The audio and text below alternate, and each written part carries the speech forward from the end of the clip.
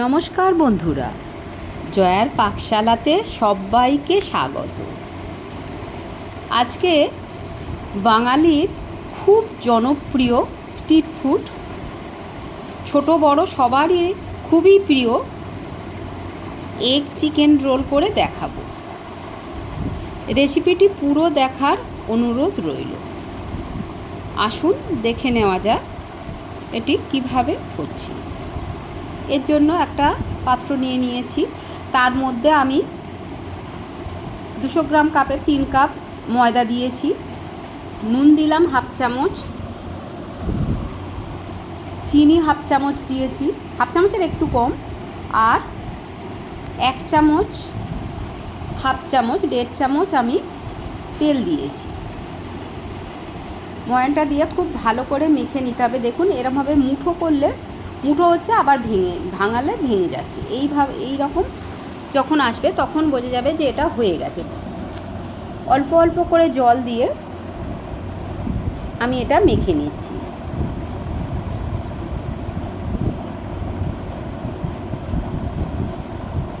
জলটা একেবারে দেওয়া যাবে না, তাহলে বেশি বা কম হয়ে যাবে। দেখুন যেমন আমরা রুটি পরোটা খাই, সেম সেই রকমই হবে। খুব ভালো করে এটা মেখে নিতে হবে। এটা 2-3 মিনিট ধরে আমি খুব ভালো করে মেখে নিলাম। এবারে এর ওপরে একটু তেল মাখিয়ে একটা পরিষ্কার কাপড় ভিজিয়ে সেটা ঢাকা দিয়ে আমি রেখে দিলাম। এদিকে আমি 300 গ্রাম বোনলেস চিকেন নিয়েছি, এরকম ছোটো ছোটো করে কেটে নিয়েছি। এর মধ্যে নুন দিলাম ছোট্ট চামচের হাফ চামচ, হলুদ দিলাম সামান্য একটু, লঙ্কার গুঁড়ো হাফ চামচ, আর কাশ্মীরি লঙ্কার গুঁড়ো হাফ চামচ দিলাম। দোকানে দেখা যায় প্রচণ্ড লাল একটা কাশ্মীরি লঙ্কার গুঁড়ো দিলে সেটা হবে। আর 1 টেবিল চামচ টক দই দিলাম। এখানে সাদা তেল দিলাম 1 চামচ, আর আমি সামান্য একটু গরম মশলা দিয়েছি, সেটা স্কিপ করে গেছি। খুব ভালো করে এটা মেখে নিতে হবে। এইভাবে আমি মেখে 10 মিনিট রেখে দেব। প্যান বসিয়ে তার মধ্যে তেল দিয়ে নিয়েছি, সাদা তেল। একটা বড় সাইজের পেঁয়াজ, আপনাদের মাঝারি হলে 2টো দেবেন, আর যেমন পরিমাণ থাকবে সেই অনুপাতে পেঁয়াজটা দিয়ে একটু ভাজা ভাজা হয়ে গেলে 1 চামচ আদা রসুনের পেস্ট দিলাম। দিয়ে খুব ভালো করে একটু এটা ভাজা ভাজা করে নিতে হবে। একটু কালার ধরেছে, এই সময় ম্যারিনেট করা চিকেনটা দিয়ে দিলাম। চিকেনটা আর পেঁয়াজ আদা রসুন খুব ভালো করে একটু কষিয়ে নিতে হবে। আপনারা যখন ম্যারিনেশন করা হচ্ছে সেই সময়ও আদা রসুনের পেস্টটা দিতে পারেন। আমার সেই সময় দেওয়া হয়নি, ওই জন্য আমি পরে দিলাম। খুব ভালো করে এটা চিকেনের জলটা শুকিয়ে যাবে আর একটু জুসি হবে, এই রকমভাবে থাকবে। এখানে কোনো জল পড়বে না। এটা ভাজা হয়ে গেছে, আমি এটা তুলে নিলাম। কিছুটা তেল আছে, আর একটু তেল দিয়ে দিলাম। এর মধ্যে অল্প কিছু পেঁয়াজ কুচি দিলাম, একটা ছোট্ট পেঁয়াজ, আর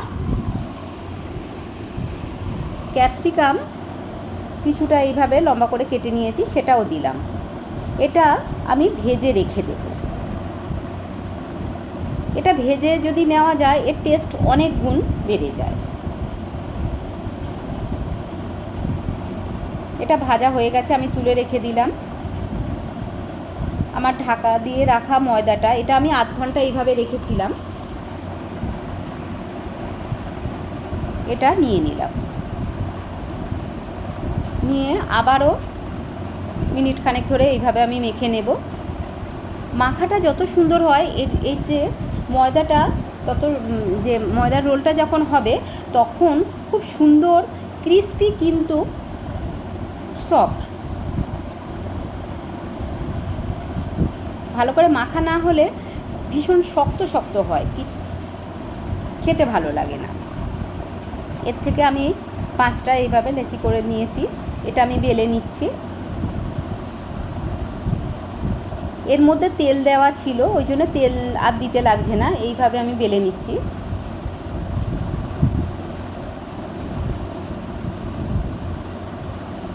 একটু মোটা হবে, তবে ভালো লাগে খেতে।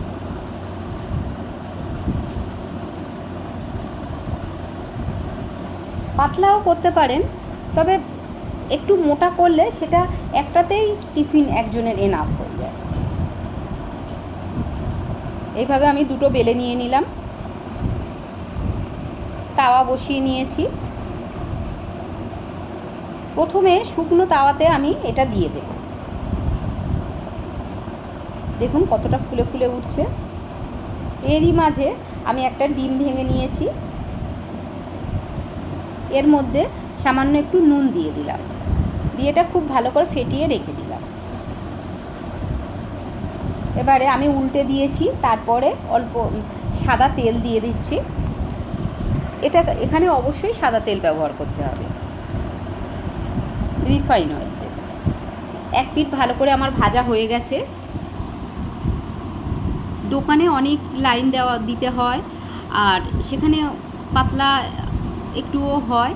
আর সবচেয়ে বড় কথা, সেখানে কাঁচা তাড়াহুড়োতে অনেক সময় কাঁচা থেকে যায়। যে রুটিটা একটু মচমচে করে ভাজলে এটা খেতে খুবই ভালো লাগে। হালকা একটু ঠান্ডা হয়ে গেলেও তখনও ক্রিস্পি থেকে যায়। আমি ডিমটা এর ওপরে দিয়ে দিলাম, চারিদিকে ভালো করে লাগিয়ে নিয়েছি। এইভাবে উল্টে দিয়ে দিলাম। একটু মচমচে করে ভাজলে বেশি খেতে ভালো লাগে।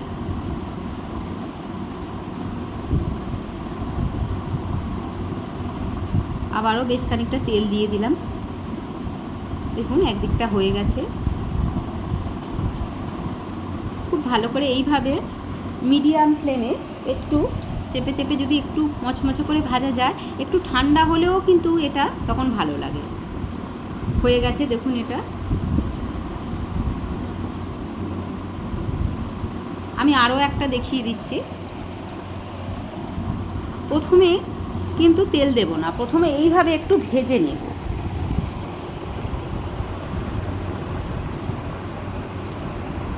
তারপরে কিন্তু তেলটা ব্যবহার করছি।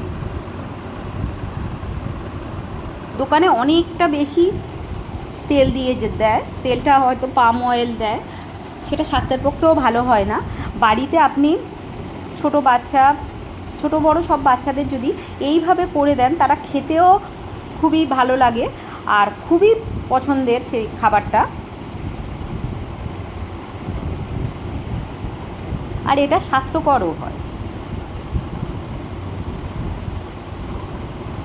এক পিঠ এইভাবে ভেজে নিয়েছি, আরও এক পিঠ এইভাবে ভেজে নিলাম।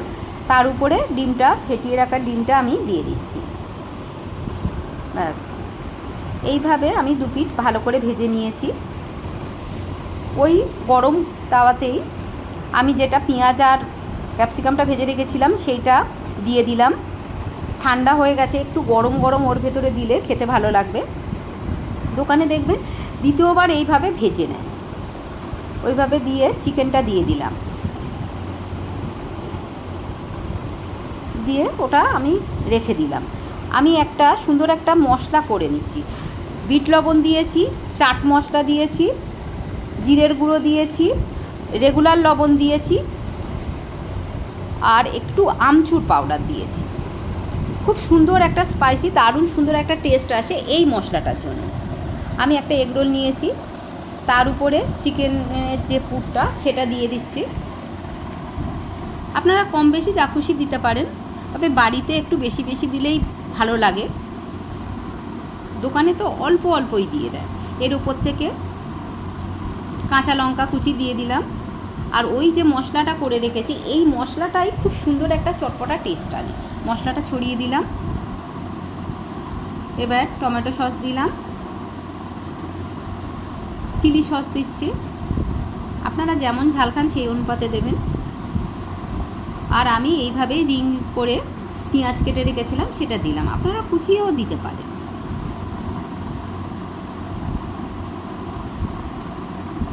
এবারে খুব ভালো করে এইভাবে আমি মুড়ে নিয়ে নিলাম। যেমন দোকানে এইভাবে আমি